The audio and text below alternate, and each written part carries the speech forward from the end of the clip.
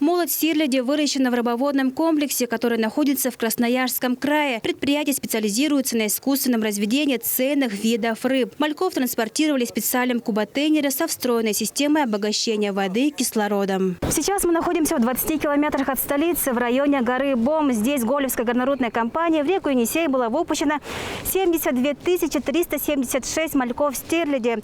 Для сравнения, в прошлом году этой же компании в Енисей было выпущено 5000 мальков краснокнижной рыбы.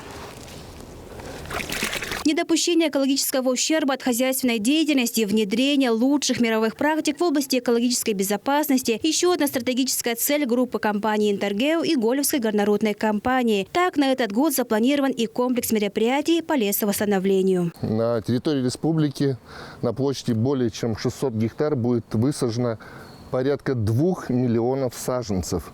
То есть это действительно гигантские объемы, гигантские по масштабам мероприятия. Несмотря на то, что мы очень молодая компания и разрешение на строительство мы получили только в прошлом году, огромное внимание мы уделяем вопросам экологии и сохранения окружающей среды. По словам экологов, в естественной среде стерлядь размножается в июне, поэтому выпуск молоди сейчас не нарушает ход их развития. Они быстро адаптируются к новым условиям естественной среды обитания. Напомним, что Голевской горнорудной компанией в Енисей сегодня выпущено свыше 72 тысяч мальков краснокнижной рыбы. Айра Сад, Владимир Суртюк, Мирана Эргит, Тува 24.